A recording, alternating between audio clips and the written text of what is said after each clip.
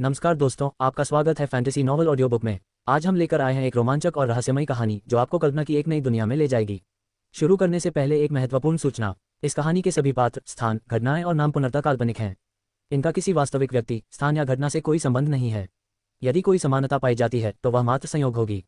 तो बिना किसी देरी के आइए शुरू करते हैं आज की शानदार कहानी। अनुष्ठानिक संरचनाएं बनाने के दो तरीके थे। अनुष्ठान का अर्थ कई चीजें हो सकता है, लेकिन माइकल ने जिस विधि पर ध्यान केंद्रित किया वह संरचना विधि थी, जिसे आमतौर पर जादुई घेरे के रूप में जाना जाता है। पहली विधि एक मिश्रण पर आधारित थी। इसे वांछित ऊर्जा से भरपूर विभिन्न सामग्रियों जैसे राक्षस के अंगों, विशिष्ट जड़ी बूटियों और अन्य अनुकूल घटकों को मिलाकर बनाया जाता था। फिर उन्हें तब तक संसाधित किया जाता था जब तक कि मिश्रण को सीधे वृत्त बनाने के माध्यम के रूप में उपयोग नहीं किया जा सके। एक बार आकृति बन जाने पर जादूगर उसे सक्रिय करने के लिए अपनी माना शक्ति का प्रयोग करता था। परिणामी वृत्त का स्तर निश्चित नहीं था। यह पूरी तरह से मिश्रण बनाने में प्रयुक्त सामग्रियों की गुणवत्ता पर निर्भर करता था। बेहतर सामग्री से उच्च श्रेणी का निर्माण हुआ, जिसका अर्थ था पूरी प्रक्रिया में अधिक स्थिरता और सफलता की काफी बेहतर संभावना। यह विधि स्वभाव से लचीली थी, क्योंकि इसमें उपयोग किए जा सकने वाले घटकों की श्रेणी इतनी व्यापक थी कि एक कुशल चिकित्सक विशिष्ट वस्तुओं की खोज करने के बजाय जो भी उपलब्ध था उसी से काम चला सकता था। मिश्रण से अधिक महत्वपूर्ण उसकी संरचना थी। मिश्रण में वांछित तत्व की प्रचुरता ही पर्याप्त थी। दूसरी विधि में मिश्रण की बजाय खजानों पर जोर दिया गया। घेरा तो बनाया ही जाता था, लेकिन उसे बनाने में इस्तेमाल होने वाले मिश्रण को जानबूझकर सरल और सस्ता रखा जाता था, क्योंकि वह अनुष्ठान की शक्ति का मुख्य स्रोत नहीं था। इस प्रक्रिया का वास्तविक भार संरचना के केंद्र बिंदुओं पर रखे गए गहरे रंग से जुड़े खजानों पर था।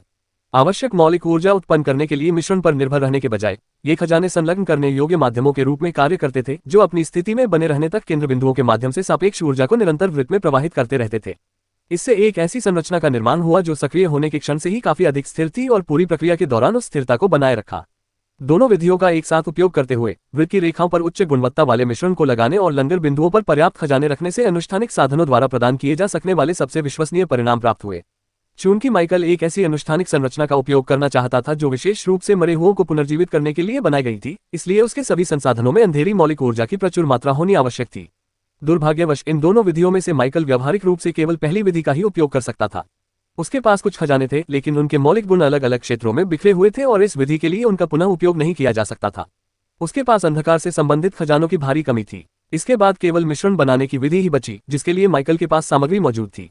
उसका खून। उच्च मानव के रूप में अपने पहले विकास के बाद माइकल एक असाधारण व्यक्ति बन गया था। अलौकिक दुनिया में जैसे जैसे कोई शक्तिशाली होता जाता है, वह अपनी शक्ति के स्वरूप को आत्मसात करने लगता है। जो व्यक्ति जीवन या प्रकृति की ऊर्जा से गहराई से जुड़ा होता है, उसमें असाधारण पुनर्जीवन क्षमता विकसित हो जाती है। उसका रक्त और यहाँ तक कि शरीर के तरल पदार्थ भी धीरे धीरे अमृत के समान हो जाते हैं। वह जितना अधिक शक्तिशाली होता है, ये गुण उतने ही अधिक स्पष्ट हो जाते हैं। ठीक इसी कारण से उच्च कोटि के अलौकिक प्राणियों के शरीर को हमेशा अपने आप में अनमोल खजाना माना जाता था। उनके शरीर का हर हिस्सा दशकों से संचित शक्ति का सार समेटे हुए था। माइकल के विकास ने उनके अपने मामले में इसे और अधिक स्पष्ट कर दिया था। जब वह एक साधारण नेक्रोमेंसर था, तब भी उसकी सर्वोच्च तत्वीय संबद्धता अंधकार के प्रति थी।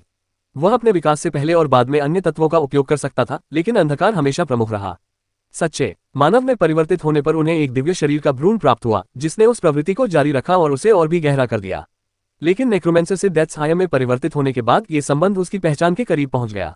इस वर्ग ने उसे अंधकार को अपने प्राथमिक तत्व के रूप में स्वतंत्र रूप से उपयोग करने के लिए मजबूर किया, जबकि अन्य सभी तत्वों को तुलनात्मक रूप से दबा दिया। इसके साथ ही उसके दिव्य शरीर के भ्रूण के मजबूत होने से माइकल का वर्तमान शरीर वास्तव में अंधकार तत्व का भौतिक प्रतिनिधित्व बन गया था। उसके रक्त में भी वही गुण मौजूद था। मिश्रण विधि के लिए इससे बेहतर सामग्री और क्या हो सकती थी। माइकल ने लकी को अपने पास बुलाया। मानव रूप धारण किए हुए भेड़िए ने बाहर कदम रखते ही प्रतिक्रिया दी। माइकल के मौन निर्देश पर लकी ने अपने शरीर से लकड़ी से संबंधित ऊर्जा को प्रवाहित होने दिया। ताबूत के नीचे से मोटी जड़ें ऊपर की ओर निकली और बढ़ते हुए एक दूसरे के चारों ओर लिपटती और घूमती रहीं। कुछ ही क्षणों में एक चौड़ा कटोरा बन गया, जो आपस में जुड़े हुए पेड़ों के तनों से बना था और इतना घना था कि उसमें तरल पदार्थ बिना रिसने के समा सकता था, और लकड़ी के संपीड़न के कारण उसका आंतरिक भाग चिकना था। माइकल ने उस पर सरसरी नजर डाली। ठीक रहेगा। उसने अपनी बाईं कलाई को कटोरे के ऊपर रखा और त्वचा में एक छोटा सा छेद कर दिया। किसी औजार का इस्तेमाल नहीं किया गया, बस एक ही बिंदु पर सटीक आंतरिक दबाव डाला गया, जिससे मांस साफ सुथरा अलग हो गया। जैसे जैसे व्यक्ति मजबूत होता गया, शरीर पर उसका नियंत्रण इस तरह की चीजों तक भी बढ़ता गया। यही वह सिद्धांत था जिसने माइकल को बिना किसी स्थायी छेद किए कान की बाली जैसे उपकरण पहनने की अनुमति दी। वह बस जरूरत पड़ने पर उसे खोलता और बंद कर देता, जिससे कोई निशान नहीं बचता था। छेद से गहरे लाल रंग का खून उमा आया और कटोरे में बहने लगा। यह सामान्य रक्त का लाल रंग नहीं था। इसमें एक गहरा सुनहरा रंग था जो कोण के अनुसार हरे रंग में बदल जाता था। ये दोनों रंग गहरे लाल रंग के नीचे छिपे हुए थे।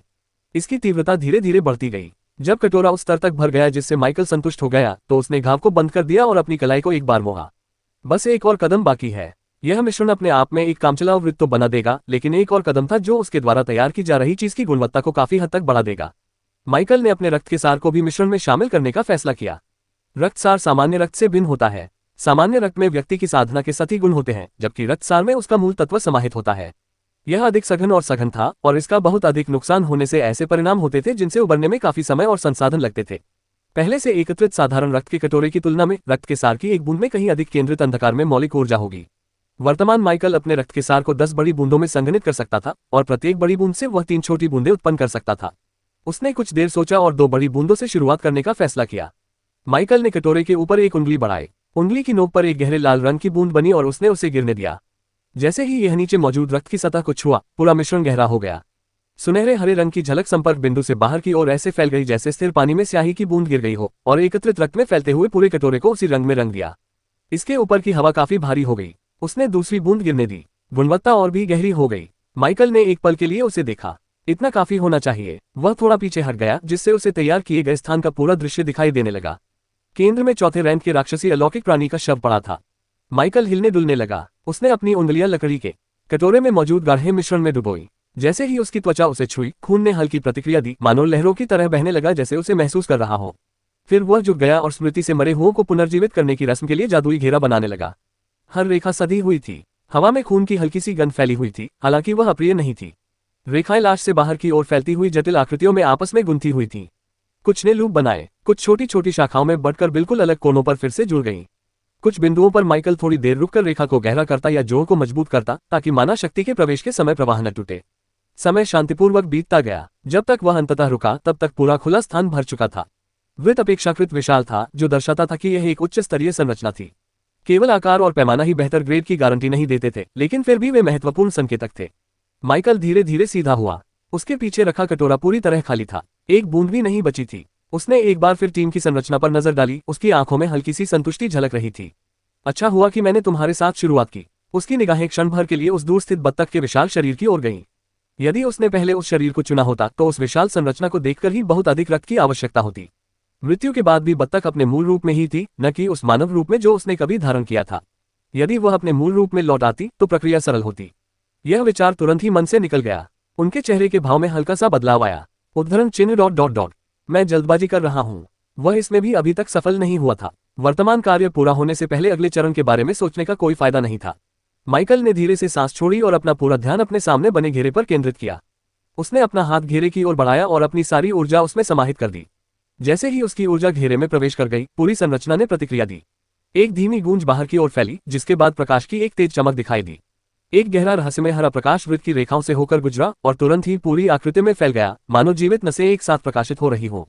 उसी समय माइकल ने अपने अनुष्ठान का प्रभाव महसूस किया। चूंकि यह अनुष्ठान एक काला जादू माना जाता था, इसलिए इसकी शक्ति 50% बढ़ गई, जो मात्र आकृति से उत्पन्न होने वाली शक्ति से लगभग आधा स्तर अधिक थी। घेरे के चारों ओर का स्थान थोड़ा धुंधला हो गया, क्योंकि भीतर मौजूद काला तत्व एकत्रित होकर प्रवर्धित हो गया। किसी मृत प्राणी को बनाना आत्मा से जुड़ा मामला था। यदि वह मृत प्राणियों को पुनर्जीवित करने की कला का प्रयोग कर रहा होता तो कोई चिंता की बात नहीं होती, क्योंकि वह इस विधि से भली भांति परिचित था। लेकिन इस स्तर पर यह उसका पहला अनुष्ठान था और अपने ज्ञान और पूर्व अनुभव के बावजूद वह हर कदम पर सतर्क और सचेत रहा। कुछ मिनट बीत गए। जादुई घेरे के केंद्र में शव हल्का हल्का कांप रहा था। जैसे ही माइकल की सारी ऊर्जा लगभग समाप्त हो गई, शरीर ने अपनी आंखें खोली। वे सफेद थीं, उनमें पुतलियां नहीं थीं, खाली। जैसे ही दरवाजे खुले, माइकल को इसका एहसास हुआ। उसके और उसके सामने मौजूद शरीर के बीच एक स्पष्ट और अटूट संबंध बन गया, जो दृढ़ और तत्काल था। उसी समय उसके मन में एक जानी पहचानी सूचना उभर आई, क्योंकि उसके अनुबंध का एक स्लॉट भर गया था। उसके होंठ हल्के से मुड़े। सफलता। उसके मुंह से ये शब्द धीमी आवाज में निकले, लेकिन उनमें छिपी संतुष्टि स्पष्ट थी। वह एक पल के लिए वहीं खड़ा रहा, रैंक 4 के शरीर को जमीन से उठते हुए देखता रहा। फिर उसने गहरी सांस ली और पीछे हटकर लकी द्वारा बनाई गई उठी हुई जड़ों में से एक पर बैठ गया और एक सरल आदेश दिया। खड़े हो जाओ। मरे हुए प्राणी तुरंत आज्ञा का पालन करते हुए बिना किसी देरी, अकड़न या प्रतिरोध के उठ खड़े हुए। यहाँ आओ। फिर उसने तुरंत प्रतिक्रिया दी और बिना किसी झिझक के आगे बढ़ गया। कोई अस्थिरता नहीं थी, कोई अस्वीकृति नहीं थी, कोई विरोध नहीं था। सब कुछ साफ सुथरा था। माइकल ने गौर से देखा। उसने 2000 से ज्यादा बार मरे हुओं को जिंदा होते देखा था, इसलिए ये घटना उसके लिए कोई नई बात नहीं थी। लेकिन इस बार कुछ अलग था। उसके सभी मरे हुओं में से यह इस स्तर का पहला था। रैंक 4 का पहला जीव उसके नियंत्रण में था और फिलहाल इकलौता ही था। थोड़ा पीछे झुककर उसने उसका अध्ययन किया और बिना किसी कौशल की आवश्यकता के ही अंतर को महसूस किया। मात्र उपस्थिति से ही यह स्पष्ट हो गया कि यह रैंक 3 के किसी मरे हुए प्राणी की तुलना में कुछ भी नहीं था। रैंक 3 के शिखर पर भी दोनों के बीच एक स्पष्ट गुणात्मक अंतर बना हुआ था। तो बस यही है। माइकल की आंखें हल्की सी सिकुड़ गईं क्योंकि उस मरे हुए प्राणी से एक सूक्ष्म दबाव महसूस हो रहा था, जो न तो निर्देशित था और न ही जानबूझकर, बल्कि उसकी स्वाभाविक प्रकृति का परिणाम था। केवल यही दबाव किसी सामान्य रैंक 3 के प्राणी को भी निकट से ही दमित महसूस कराने के लिए काफी था। उसके होठों पर शांत संतुष्टि की मुस्कान थी, न केवल इसलिए कि अनुष्ठान सफल रहा, बल्कि इसलिए भी कि अब उसके पास क्या था। इसके साथ ही मैं रैंक 4 के क्षेत्र में कदम रख रहा हूँ। व्यक्तिगत रूप से नहीं, लेकिन अब उनके पास एक आधार था, एक नींव थी जिसने उन्हें अपने से ऊपर के स्तर के लोगों के साथ पहले से कहीं अधिक बराबरी का दर्जा दिया। उसकी निगाहें एक पल के लिए उस जगह पर पड़ी जहां बत्तख लेटी थी, फिर बूढ़े आदमी पर लौट आईं। एक काफी नहीं है। माइकल जमीन पर पड़ा था। उसका चेहरा पीला पड़ गया था और वह बहुत थका हुआ था। उनकी त्वचा, जो हमेशा इतनी गोरी थी कि उसकी तुलना किसी युवती के रंग से की जा सकती थी, अब रूखी और थोड़ी बीमार सी लग रही थी। जैसा कि उम्मीद थी, उसने बुदबुदाते हुए कहा, मुझे और सामग्री की जरूरत थी, विशेष रूप से ड्रेकब्लेड के लिए। जो आवश्यक था उसका पैमाना पूरी तरह से एक अलग श्रेणी का था। 3 कटोरे, जिनमें से प्रत्येक का आकार उस कटोरे से 3 गुना बड़ा था जिसका उपयोग उसने रैंक 4 के राक्षसी अलौकिक प्राणी के लिए किया था। माइकल को पहले से ही पता था कि उस स्तर की किसी चीज को पुनर्जीवित करना सस्ता नहीं होगा। उसने मानसिक रूप से उस लागत के लिए खुद को तैयार कर लिया था। और अभी तक माइकल ने अपना सिर थोड़ा सा घुमाया और अपने बगल में रखे खाली कटोरे देखे। जैसे जैसे ताकत बढ़ती गई, कई बातें समझ से परे होती गईं। वह ये बात समझता था, लेकिन अपने शरीर से लगातार बहते खून को बिना रुके एक नदी की तरह कटोरे भरते देखना उसके लिए भी एक नया अनुभव था। अपने शरीर को इतनी मात्रा में खून बनाते हुए देखना और उससे मर न जाना अपने आप में एक गहरा विचित्र अनुभव था। जिस चीज ने वास्तव में उसे सुस्त बना दिया था, वह रक्त का सार था। सावधानी बरतते हुए और अनुष्ठान को हर संभव लाभ पहुंचाने की इच्छा से प्रेरित होकर माइकल ने पूरी कोशिश की थी। दूसरे मिश्रण में रक्तसार की 5 बड़ी बूंदें मिलाई गईं। पहले से इस्तेमाल की गई 2 बूंदों को मिलाकर कुल संख्या 10 में से 7 बड़ी बूंदें हो गईं। इतनी मात्रा में रक्त के सेवन के कारण उनका इतना कमजोर महसूस करना स्वाभाविक था। शरीर इतनी मात्रा में रक्त की हानि को आसानी से सहन नहीं कर पाता। प्राकृतिक रूप से ठीक होने में काफी समय लगेगा। माइकल ने धीरे धीरे नाक से सांस छोड़ी। उद्धरण चिन्ह ... अपने मरे हुओं को विकसित करना वास्तव में आसान रास्ता है। उसने ये बात पूरी ईमानदारी से कही थी। जिनके पास धोखा देने का कोई जरिया नहीं था, उनके लिए ये वाकई बहुत मुश्किल था। यदि सत्ता हासिल करने के 2 तरीके थे, एक पारंपरिक और एक गैर पारंपरिक, तो माइकल की प्रगति निस्संदेह गैर पारंपरिक थी। हाल ही में रक्तपान जैसी प्रक्रियाओं को पारंपरिक माना जाता था, जो कुछ हद तक विडंबनापूर्ण था क्योंकि अच्छा रास्ता धीमा और जटिल होता है। कुछ देर आराम करने के बाद माइकल ने अपने रैंक 3 के उपचारक कीड़े की ओर हाथ बढ़ाया। वह प्राणी देखने में उतना प्रभावशाली नहीं था, खासकर जेस्टर के नए रूप को देखने के बाद, लेकिन दिखने में जो कमी थी उसकी भरपाई उसने अपने कार्यों से पूरी तरह कर दी। जब ये काम कर रहा था तो माइकल स्थिर रहा और अपने अंदर इसकी उपचार करने वाली ऊर्जा के निरंतर खिंचाव को महसूस कर रहा था। जब ये सब खत्म हो गया तो माइकल धीरे धीरे उठ बैठा और खुद का जायजा लेने लगा। एक ही सत्र में उसके रक्त के सार की 3 बड़ी बूंदें बहाल कर दी गई थीं। माइकल ने राहत की एक गहरी सांस ली। कीड़े के बिना 10 में से 3 अंक बचे होने पर उबरने में हफ्तों लग जाते। 6 अंक मिलने से स्थिति पूरी तरह बदल गई, लेकिन उसे पहले से ही अपनी सीमा का एहसास होने लगा था।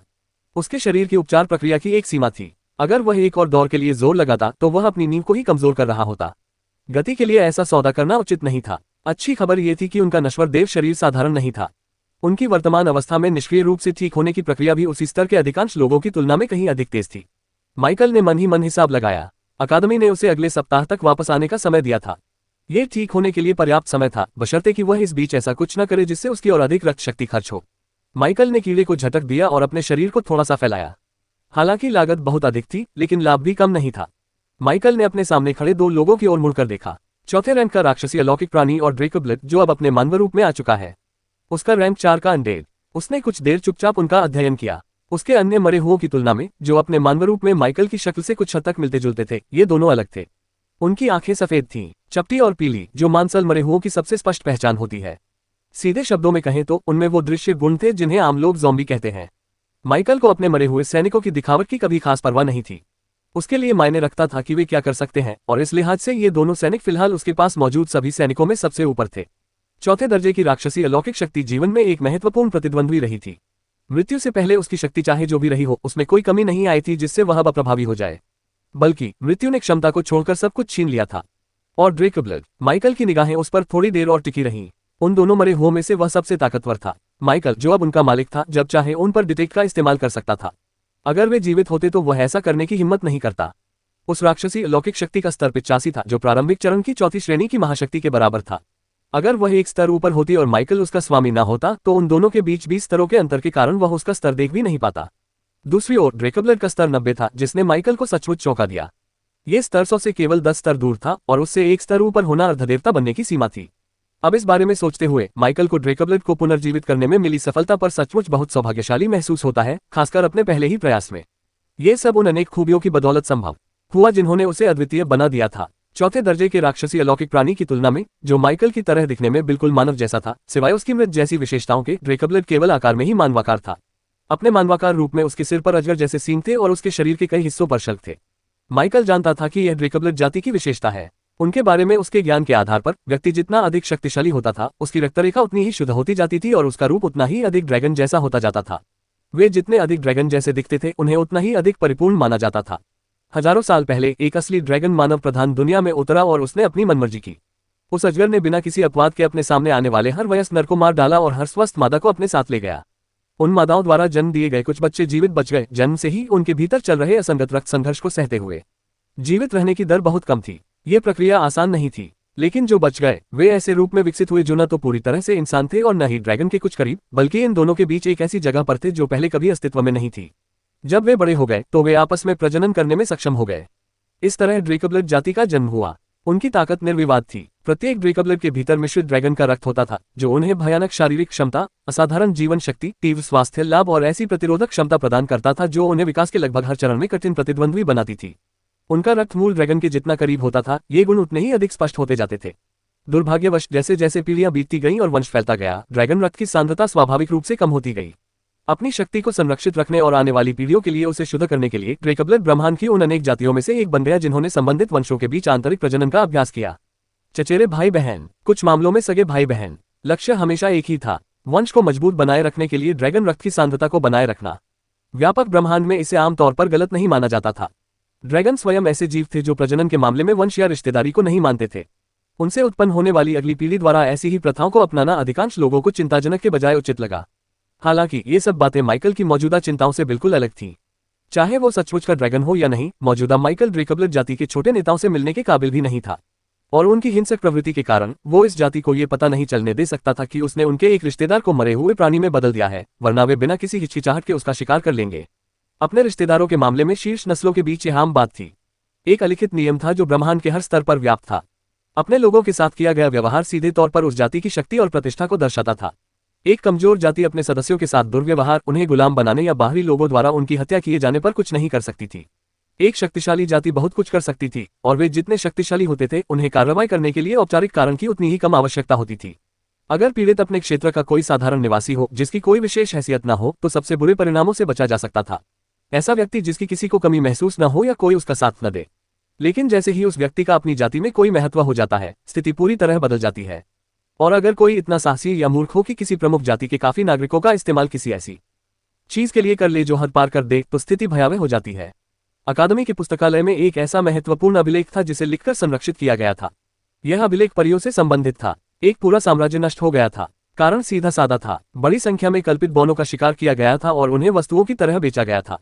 इस ब्रह्मांड में नस्लीय व्यापार कोई असामान्य बात नहीं थी। ये होता था, हमेशा से होता आया था, और जब तक ये चुपचाप चलता रहा और पीड़ितों के पीछे कोई शक्तिशाली व्यक्ति नहीं था, तब तक कई लोग इसे अनदेखा करते रहे।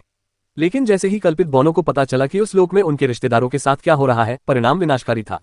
कोई चेतावनी या बातचीत नहीं हुई, पूरी तरह से सफाया। सबक सीधा साधा था। अगर कोई ऐसा कुछ करते हुए पकड़ा जाता है और पीड़ित किसी ऐसी नस्ल से ताल्लुक रखते हैं जिसके पीछे सचमुच ताकत है, तो उसके बाद आने वाली मुसीबत तब तक खत्म नहीं होगी जब तक एक पक्ष सत्ता से बाहर नहीं हो जाता। यही वजह थी कि माइकल ने महीनों पहले ही तय कर लिया था कि भले ही उसके पास कोई एल्फेंडेड हो, वह उसे असली दुनिया में कहीं भी लाने से पहले पूरी सावधानी बरतेगा। उत्पत्ति की भूमि एक अलग मामला था, लेकिन खुली दुनिया में खतरा वाकई गंभीर था। यही तर्क ड्रेकब्लिड पर भी लागू होता है। हालांकि व्यावहारिक रूप से देखा जाए तो ड्रेकब्लिड का क्षेत्र और अरोरा एक दूसरे से इतनी दूर थे कि तत्काल खतरा सीमित था। चिंता सैद्धांतिक रूप से मौजूद थी। माइकल को इस समय इसके बारे में ज्यादा चिंता करने की जरूरत नहीं थी। फिर भी उन्होंने इस बात पर ध्यान दिया। अपने दोनों मरे हुए साथियों को देखकर माइकल को अपने सीने में बढ़ती हुई संतुष्टि का एहसास हुआ। लेकिन ये बिल्कुल वैसा ही था जैसा लोग कहते थे। जैसे ही किसी के पास कुछ होता था, उसे और अधिक पाने की चाहत होने लगती थी। माइकल ने शुरू में योजना बनाई थी कि इन दोनों को पुनर्जीवित करने के बाद वह तुरंत उत्पत्ति की भूमि की ओर प्रस्थान करेगा और बिगिनिंग और लिली पर ध्यान केंद्रित करेगा। यही उसका मूल उद्देश्य था। फिर उसने चौथे रैंक के राक्षसी अलौकिक प्राणी की ओर मुड़कर देखा और कुछ गौर किया। यह व्यक्ति अपने जीवन में एक साधारण इंसान था। साधारण इंसान, ये दो शब्द माइकल के लिए बाकी सभी से बिल्कुल अलग महत्व रखते थे, और इसका कारण सिर्फ एक ही था, उनकी प्रतिभा। अनंत विकास में सभी की शुरुआती स्थिति एक समान नहीं होती। एक साधारण इंसान कोई सीमा नहीं था, बल्कि एक आधार था, और आधार पर ही निर्माण किया जा सकता है। दूसरे शब्दों में कहें तो यह मरे हुए प्राणी पहले से ही कितना भी शक्तिशाली क्यों न हो, ये और भी अधिक शक्तिशाली हो सकता था। माइकल की निगाहें उसके सामने खड़ी उस आकृति पर टिक गईं, जिसकी आंखें सफेद थीं और वह स्थिर थी। लेवल 85, प्रारंभिक चरण में रैंक 4 का शिखर। और फिर भी इन सब के बावजूद वह अंदर से एक साधारण इंसान ही है। इसके बाद जो विचार आया वह धीरे से आया और फिर जाने से इनकार कर दिया। अगर माइकल इसे विकसित करके उच्च मानव स्तर तक पहुंचा दे तो क्या होगा? एक रैंक 4 हाई ह्यूमन। इसके निहितार्थ ही उसके दिमाग को उन दिशाओं में ले जाने के लिए काफी थे जिनकी उसने योजना नहीं बनाई थी। एक साधारण मनुष्य के आधारभूत स्तर वाला रैंक 4 का अनडेड प्राणी एक उच्चतर शक्ति में विकसित हो गया। उच्च मानव स्तर के साथ आने वाला गुणक उस आधार पर लागू होता है जो पहले से ही उस स्तर पर कार्य कर रहा था। सबसे अच्छी बात थी इसकी कीमत, 100 इवोल्यूशन पॉइंट्स। बस इतना ही काफी था। माइकल ने काफी देर तक राक्षसी अलौकिक शक्तियों को देखा। उसने शुरू में तुरंत रवाना होने की योजना बनाई थी। उन्होंने उस योजना पर पुनर्विचार किया। उच्च कोटि के मनुष्य सामान्य मनुष्यों से कई गुना अधिक शक्तिशाली थे। यह कोई मामूली अंतर या मात्रा का मामला नहीं था। यह एक स्पष्ट अंतर था जो शारीरिक क्षमता से लेकर ऊर्जा क्षमता और उनकी अंतिम उपलब्धि की सीमा तक हर प्रासंगिक मापदंड पर प्रकट होता था। यही कारण था कि व्यापक ब्रह्मांड में किसी व्यक्ति की जाति उसकी व्यक्तिगत शक्ति के समान ही उसकी प्रतिष्ठा निर्धारित कर सकती थी। व्यक्ति अपने जन्म के समय मिलने वाले शरीर का चुनाव नहीं करता, बल्कि वह शरीर उसके बाद आने वाली हर चीज का आधार बनता है। स्टाबोन शायद इस सिद्धांत का सबसे स्पष्ट उदाहरण थे। वर्गीकरण के अनुसार मानव विभिन्न नस्ल होने के कारण वे देखने में कोई खास प्रभावशाली नहीं थे। अन्य मानव विभिन्न नस्लों की तुलना में भी उनके शरीर शारीरिक रूप से कमजोर थे और उनकी जीवन अवधि कम थी, यहाँ तक कि उन नस्लों की तुलना में भी जो स्वयं बहुत लंबी आयु वाली नहीं थी। केवल इन दो मापदंडों के आधार पर ही अधिकांश लोग उन्हें साधारण मानकर खारिज कर देते। और फिर भी वे ब्रह्मांड में एक शीर्ष जाति का दर्जा हासिल कर चुके थे। शारीरिक क्षमता और दीर्घायु में जो कमी थी उसकी भरपाई उन्होंने दो ऐसी चीजों से की जिन्हें आसानी से दोहराया नहीं जा सकता था। असाधारण बुद्धि, जो अन्य अधिकांश जातियों को पीछे छोड़ते हुए उच्च स्तर पर सोचने समझने और समझने में सक्षम थी, और दुर्लभ ऊर्जाओं से जुड़ी एक जातीय प्रतिभा जिनसे अधिकांश जातियां कभी रूबरू भी नहीं हुई, उन्हें इस्तेमाल करना तो दूर की बात है। इन दोनों फायदों के संयोजन को पीढ़ियों तक लगातार लागू करने से वे खुद को संभवतः अस्तित्व में सबसे तकनीकी रूप से उन्नत नस्ल के रूप में स्थापित करने में सक्षम हो गए थे। साधारण मनुष्यों और उच्च मनुष्यों के बीच का अंतर भी इसी तर्क पर आधारित था, हालांकि छोटे पैमाने पर। एक साधारण मनुष्य भी शक्तिशाली बन सकता है। इतिहास ने इसे बार बार सिद्ध किया है। लेकिन एक उच्च कोटि के मनुष्य की शुरुआत इससे भी कहीं अधिक उच्च स्तर से होती है। उच्च कोटि के मानव शरीर पर समान प्रयास, समान प्रतिभा और वर्षों की साधना से ऐसा परिणाम प्राप्त हुआ जो एक सामान्य मानव शरीर अपनी चरम सीमा पर भी प्राप्त नहीं कर सकता था। जब कानूनों का निर्माण शुरू हुआ तभी सामान्य जातियों के बीच नस्लीय भेदों से उत्पन्न खाई को पाटना संभव हो पाया। हालांकि अगर यह इतना आसान होता तो महान जाति की अवधारणा ही अस्तित्व में न होती और उसकी जगह महान सभ्यताएं स्थापित हो चुकी होती। माइकल ने अकादमी के पुस्तकालय में कहीं पढ़ा था कि ड्रैगन और फीनिक्स जैसी प्रजातियां इतनी शक्तिशाली होती हैं कि उन्हें हराने, उनसे आगे निकलने या कम से कम उनके बराबर आने के लिए आमतौर पर उच्च पद के किसी व्यक्ति की आवश्यकता होती है। ये कहावत कि ड्रैगन और फीनिक्स का शायद ही कोई मुकाबला था, गलत नहीं थी। माइकल को लगा कि वह और उसके मरे हुए साथी इस सिद्धांत का व्यवहार में एक बुरा उदाहरण नहीं है। हालांकि उसे ठीक से पता नहीं था कि अगर उसे अपनी जान जोखिम में डालकर लड़ना पड़े तो वह कमजोर रैंक 4 महाशक्तियों के मुकाबले कैसा प्रदर्शन करेगा, लेकिन उसे यह मानना मुश्किल लग रहा था कि कोई भी रैंक 3 उसे हताश कर सकता है, शायद असली ड्रैगन का सामना करने की स्थिति को छोड़कर। बहरहाल इससे केवल यही साबित हुआ कि एक मजबूत नस्ल का मतलब एक मजबूत शुरुआती बिंदु होता है। हालांकि यह कहना अतिशयोक्ति होगी कि हाई ह्यूमन में एक बार विकसित होने से वह मरे हुए राक्षसी अलौकिक प्राणी अत्यधिक शक्तिशाली हो जाएगा, लेकिन इससे वह निश्चित रूप से अभी की तुलना में कम से कम 50% अधिक शक्तिशाली हो जाएगा। और कौन जानता था, आगे के विकास के बाद वह शक्ति में मरे हुए ड्रिकबलर के बराबर भी हो सकता है। उसे मरे हुओं के विकास के जरिए रैंक 5 तक पहुंचने की चिंता करने की भी जरूरत नहीं थी। इसके लिए 100 अंक बहुत कम थे।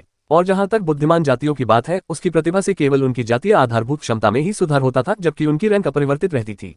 माइकल ने यह सिद्धांत दिया कि इसका कारण ये था कि पर्याप्त प्रतिभा वाली बुद्धिमान जातियों की कोई निश्चित सीमा नहीं होती यदि वे पर्याप्त प्रयास करें, जबकि राक्षसों की एक सीमा होती है। यहाँ तक कि वे भी जिन्होंने नियम बनाए और अपनी जातीय सीमा से परे जाकर खुद को साबित किया, उन्हें भी अपनी जाति को बेहतर बनाने के लिए बाहरी उपाय खोजने पड़ते थे। चूंकि उनकी प्रतिभा का विकास सीधे तौर पर विभिन्न नस्लों से होता है, इसलिए ये स्वाभाविक था कि इससे वे मजबूत होंगे और साथ ही साथ उनकी क्षमता भी बढ़ेगी। इतना सोचने के बाद माइकल को पता था कि जब तक वह मरे हुए राक्षसी अलौकिक शक्तियों को विकसित नहीं कर लेता, तब तक उसका मन शांत नहीं होगा। हालांकि असल में केवल कुछ ही सेकंड बीते थे। कुछ ही क्षण में ताबूत के भीतर एक तेज रोशनी चमकी और उसके आसपास की बहुत सारी ऊर्जा का उपभोग होने लगा। समय बीतता गया और माइकल ने अपने सामने मौजूद मरे हुए प्राणी की ओर मुड़कर देखा। एक तो इसने माइकल की विशिष्ट हरी आंखें प्राप्त कर ली थीं, जो उसके अन्य मरे हुए प्राणियों में आमतौर पर विकसित होने या उसके रक्त के साथ विलय होने के बाद विकसित होती थीं। हालांकि बूढ़े व्यक्ति में अभी भी एक निर्मम भाव था जो उसकी स्वाभाविक प्रकृति थी, फिर भी वह पहले से कहीं अधिक जीवंत लग रहा था। एक मरे हुए व्यक्ति के बारे में ऐसा कहना शायद अजीब लगे, लेकिन फर्क साफ दिखाई दे रहा था। विकास से पहले उसमें मांस प्रकार के मरे हुए प्राणियों की तरह सपाट और थोड़ा खोखलापन था। अब वह गुण तो बना रहा, लेकिन अब वह एक काफी परिष्कृत सतह के नीचे छिपा हुआ था। उसके लंबे काले बाल उसके चेहरे के चारों ओर करीने से बिखरे हुए थे, गहरे और चिकने, जो उसके समग्र रूप को निखारते थे, न कि उससे अलग दिखते थे। उसके चेहरे की बनावट सुंदर थी, जिसमें परिपक्वता और स्थिरता झलकती थी, न कि युवावस्था या कोमलता। उसकी त्वचा पीली थी, न कि पुनर्जीवित होने के बाद मरे हुए मनुष्यों की विशिष्ट धूसर त्वचा। माइकल ने एक पल के लिए उसकी ओर देखा। उद्धरण चिन्ह ... बुरा नहीं है। दुर्भाग्यवश माइकल केवल अपनी इंद्रियों के माध्यम से ही यह बता सकता था कि राक्षसी अलौकिक शक्तियां अधिक शक्तिशाली हो गई थीं। परिवर्तन स्पष्ट रूप से मौजूद था, प्रत्यक्ष और वास्तविक, जो बाहर की ओर इस तरह फैल रहा था कि उसकी अनुभूति उसे स्पष्ट रूप से महसूस हो रही थी।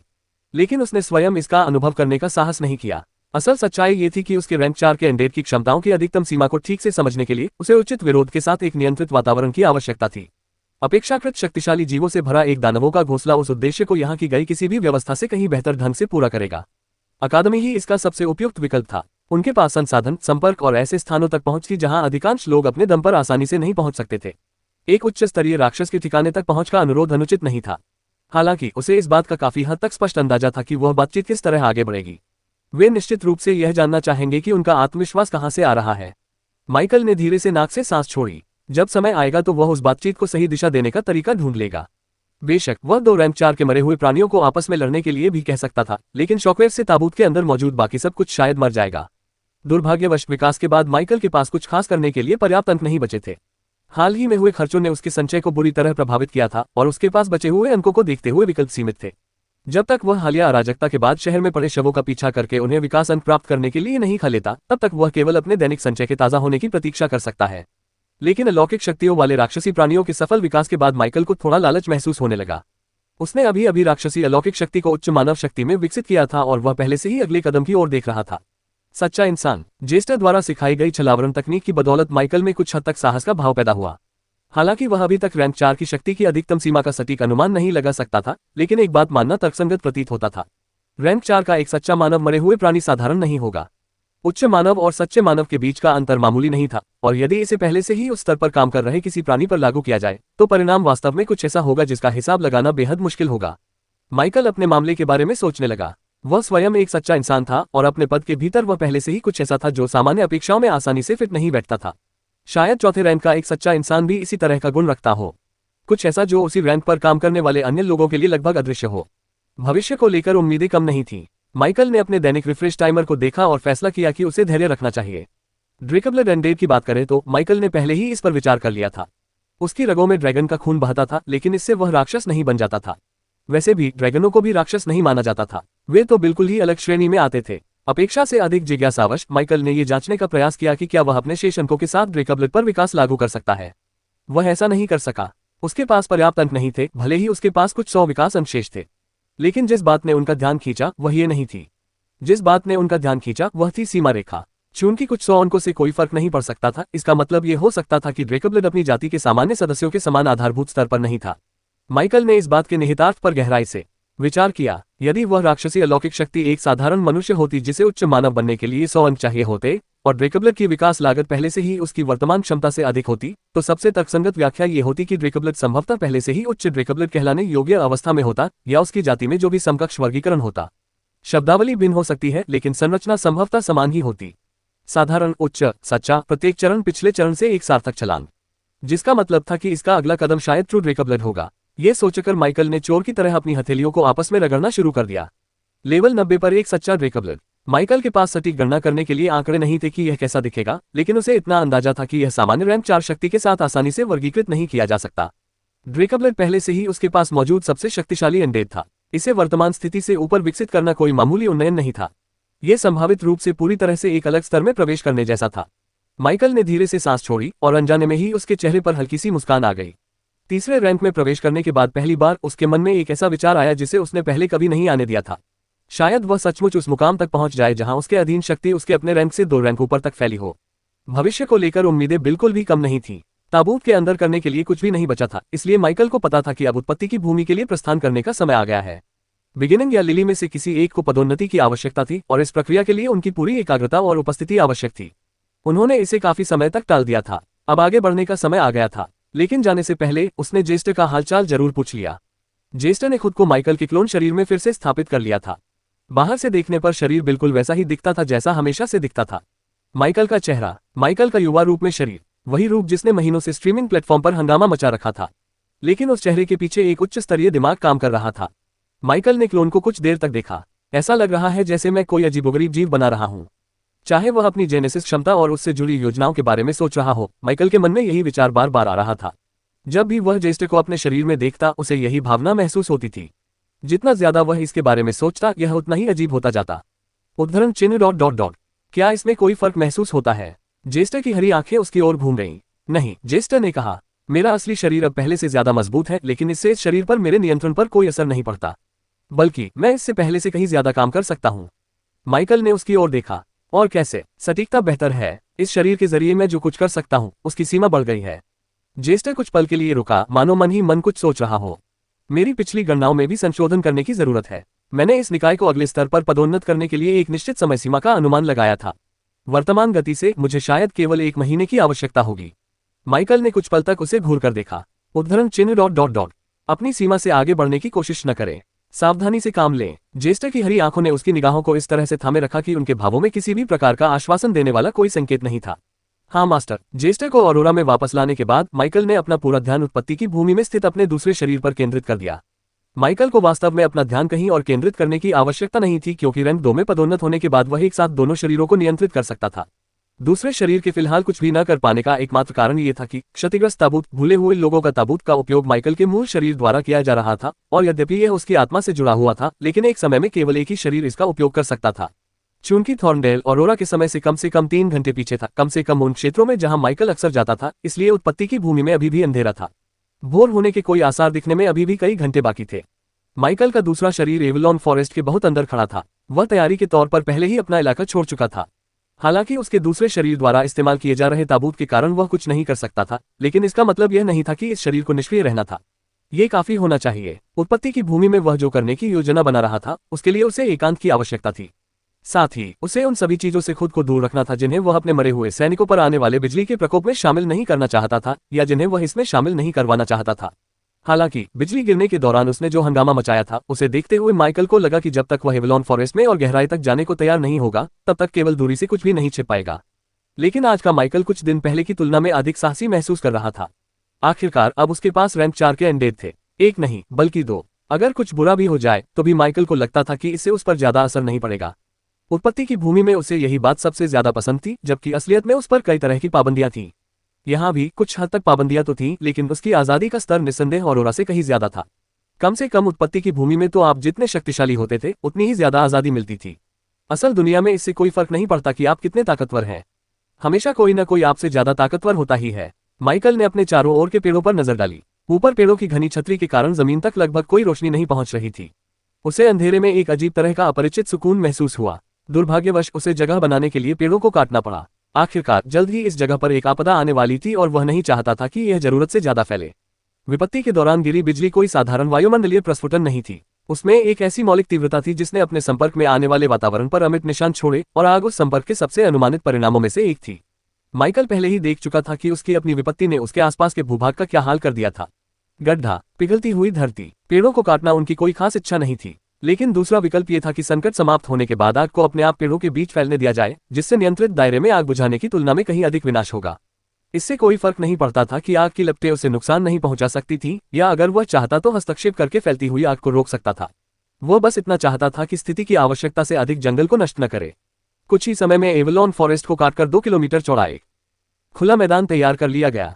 काम में ज्यादा समय नहीं लगा।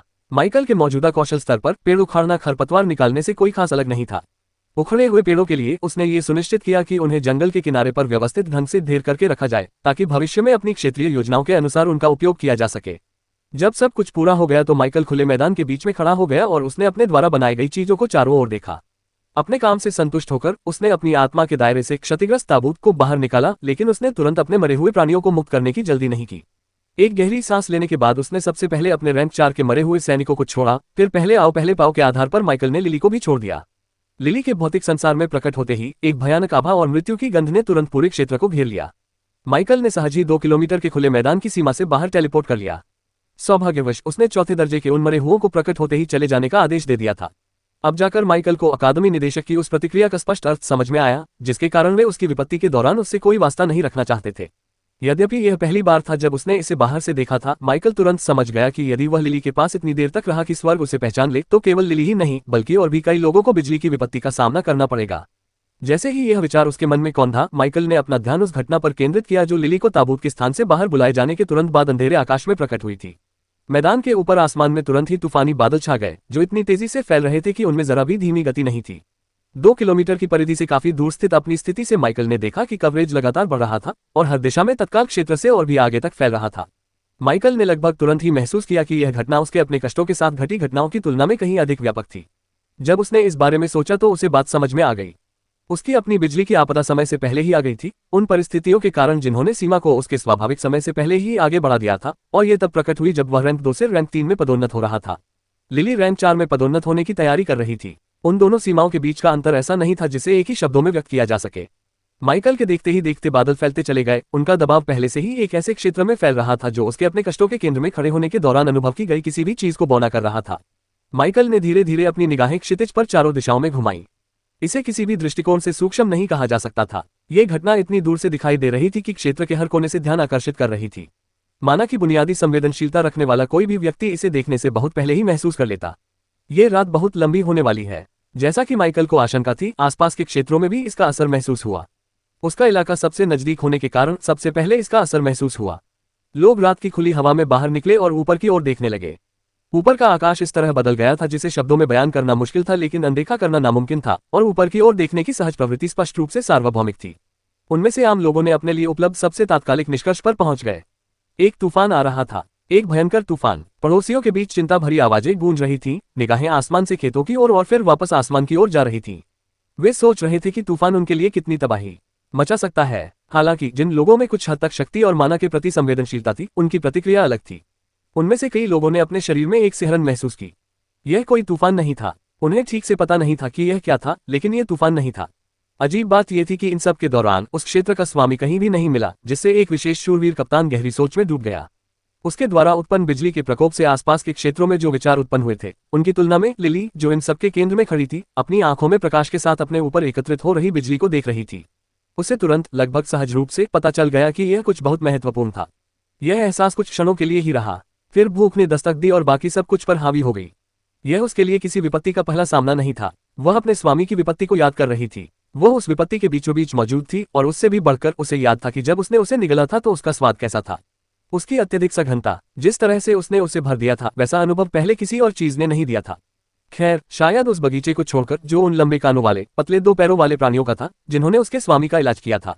जैसे ही उसने अपने ऊपर बन रहे तूफान को देखा, वह स्मृति असाधारण स्पष्टता के साथ उसके सामने उभर आए।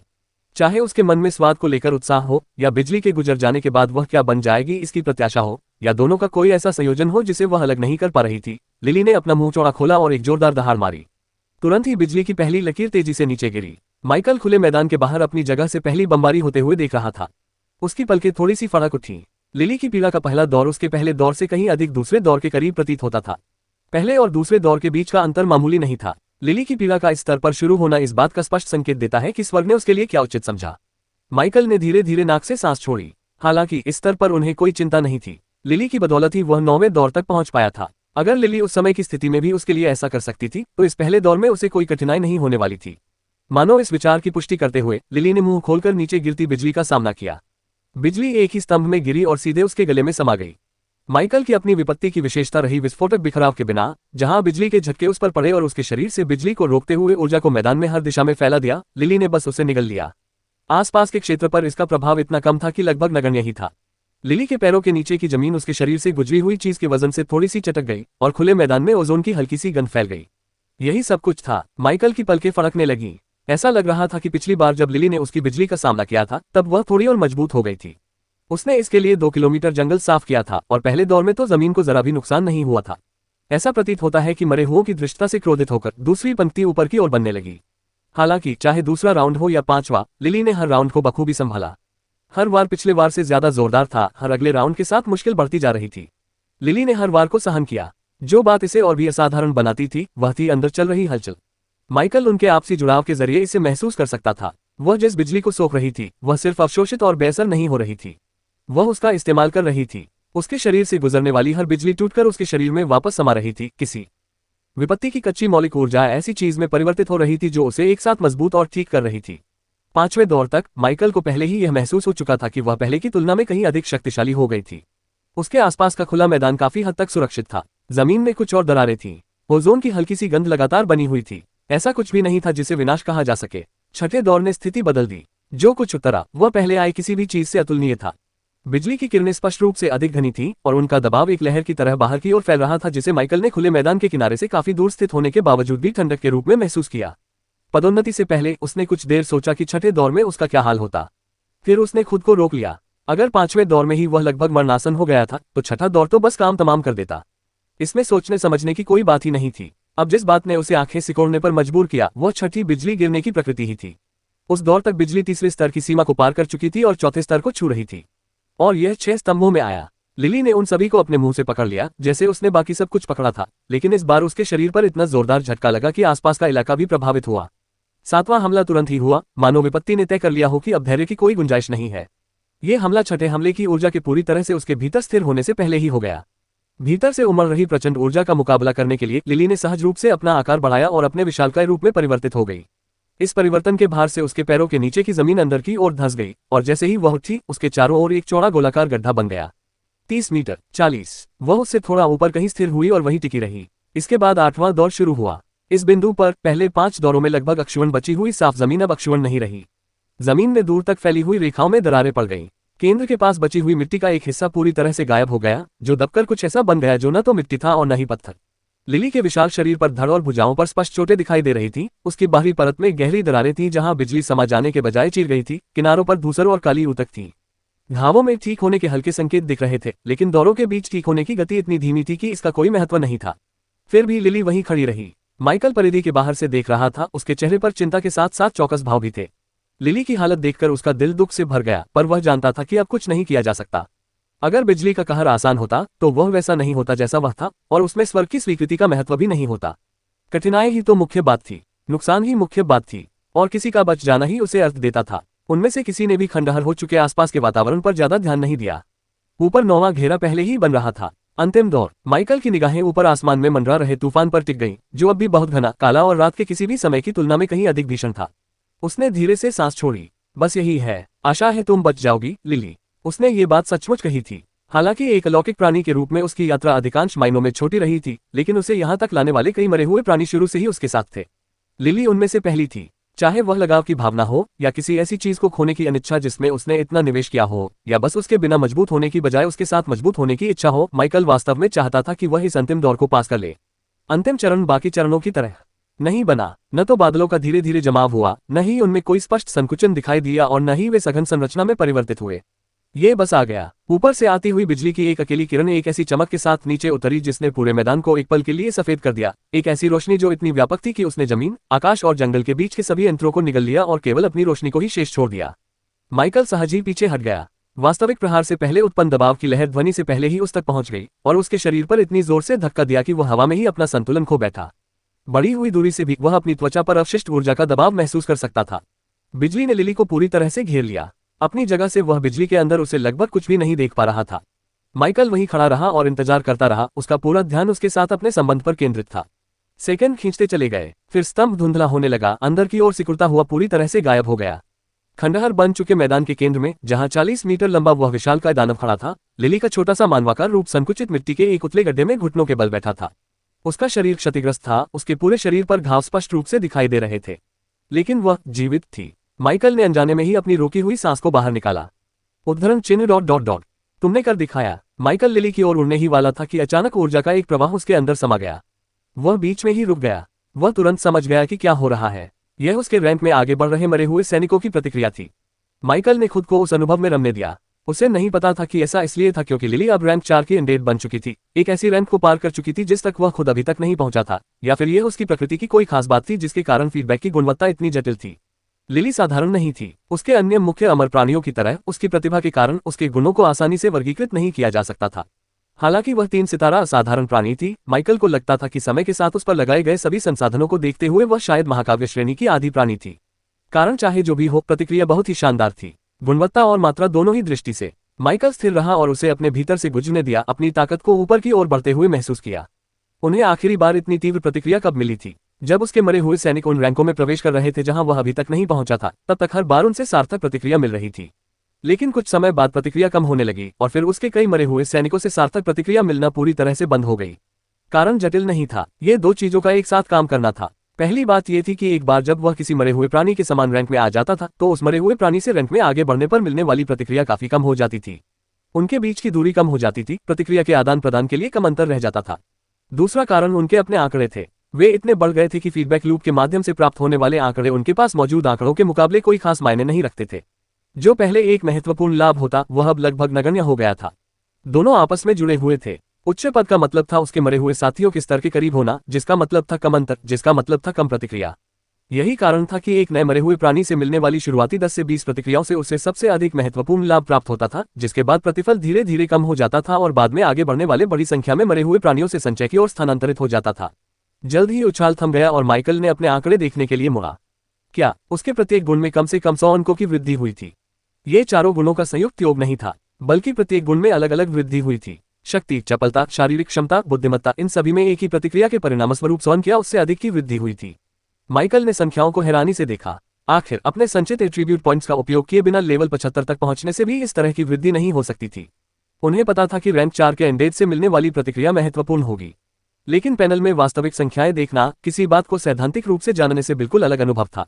दुर्भाग्यवश और उम्मीद के मुताबिक कोई नया कौशल नहीं मिला। माइकल ने इस बात पर जरा भी हैरानी नहीं जताई। उसे इसकी आदत हो चुकी थी। जैसे जैसे ताकत बढ़ती जाती थी, प्राकृतिक रूप से कौशलों का प्रकट होना कम होता जाता था, और जो कौशल अंततः प्रकट होते थे वे कम आवृत्ति की भरपाई के लिए पहले से कहीं अधिक शक्तिशाली होते थे। शुरुआती चरणों में संख्या कम, बाद के चरणों में गुणवत्ता कम। वह इससे संतुष्ट था। उसके पास पहले से ही इतने कौशल थे कि वह एक सामान्य लड़ाई में उन सभी का बारी बारी से उपयोग नहीं कर सकता था। माइकल ने अपने उत्साह को थोड़ा कम किया और खुले मैदान की ओर नीचे उतरने लगा। जैसे ही वह सीमा क्षेत्र में दाखिल हुआ, विपत्ति की बची हुई ऊर्जा उस पर हावी हो गई, लेकिन वह इसे सहन कर सकता था। ये केवल अवशिष्ट ऊर्जा थी, वास्तविक बिजली नहीं। फिर भी लिली के स्थान के आसपास का क्षेत्र कुछ समय के लिए अधिकांश लोगों के लिए दुर्गम रहेगा। एक साधारण व्यक्ति 2 कदम भी नहीं चल पाता कि अवशिष्ट ऊर्जा उसे चीर देती। और केवल साधारण लोग ही नहीं, कमजोर अलौकिक शक्तियों वाले लोगों को भी इसे सहन करने में कठिनाई होगी। जैसे ही माइकल लिली के पास पहुंचा, सबसे पहले वो उसकी हालत की जांच करना चाहता था। बिजली का प्रकोप स्वर्ग की ओर से एक चेतावनी थी और इसके अपने लाभ भी थे, लेकिन इससे बचने वाले को पूर्ण शांति नहीं मिली। बिजली के कारण लंबे समय तक रहने वाला नुकसान हो सकता था जो सतह के नीचे छिपा रहता था। वह पहले से ही इस बात पर विचार कर रहा था कि क्या उपचार करने वाले कीड़े के बारे में किसी को बताना चाहिए। तभी उसने कुछ देखा। लिली के घाव न केवल अपने आप ठीक हो रहे थे, बल्कि उसकी आभा भी बढ़ रही थी। पहली बात तो वह स्वीकार कर सकता था, यह कोई नई क्षमता नहीं थी, लेकिन दूसरी बात ने उसे कुछ पल के लिए उलझन में डाल दिया। माइकल को यह समझने में थोड़ा समय लगा कि वास्तव में क्या हो रहा था। एल्फों के खजाने, सीधे शब्दों में कहें तो लिली ने ऐसी चीजें खाई थी जो उसकी नहीं थी। चोरी करना ज्यादा सटीक शब्द होगा। माइकल ने मान लिया था कि वे खजाने पूरी तरह से नष्ट हो चुके हैं।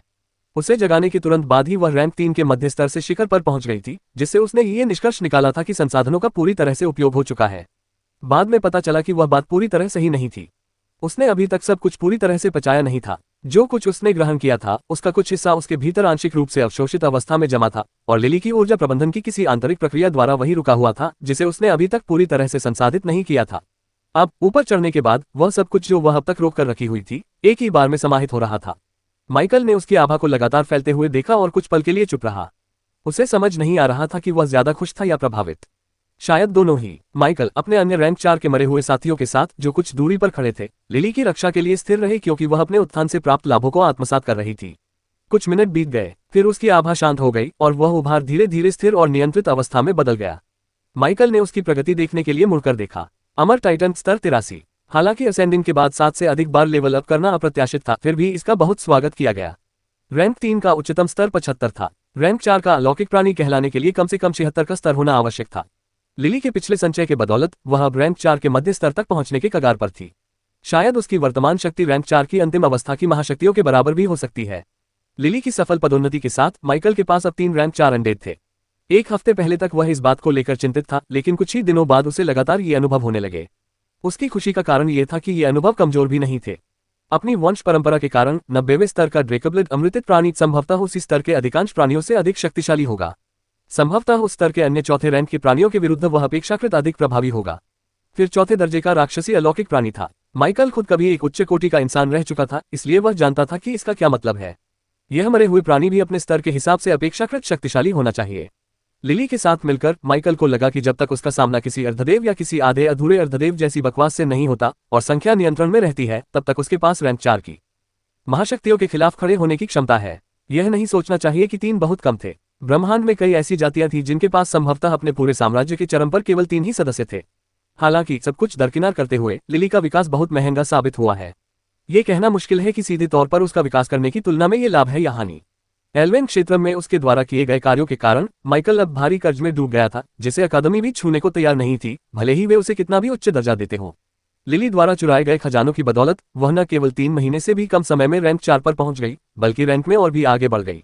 हालांकि अगर उसने उसे सीधे विकसित किया होता तो शायद यही स्थिति होती। नहीं, मेरी सोच थोड़ी सही है। हालांकि लिली की नस्ल नहीं बदली, लेकिन उन खजानों की बदौलत जो उसने खा लिए, उसकी नींव और भी गहरी हो गई है। उसे महाकाव्य स्तर का कहना कोई अतिशयोक्ति नहीं होगी। अगर मैं उसे अभी विकसित करूं तो मुझे डर है कि वह सीधे रैंक 4 के शिखर पर पहुंच जाएगी, और अगर वह थोड़ी सी भी मजबूत होती तो तुरंत रैंक 5 पर पहुंचना असंभव नहीं होता। साथ ही उच्च स्तरीय स्तर पर भी वह संभवतः अपने साथियों से अधिक मजबूत होगी। अल्पावधि में यह कोई लाभ नहीं लगता, लेकिन दीर्घावधि में यह काफी लाभदायक है। साधना का समय भी कम हो गया था। जितना अधिक बलवान होता था, प्रगति उतनी ही कठिन होती थी।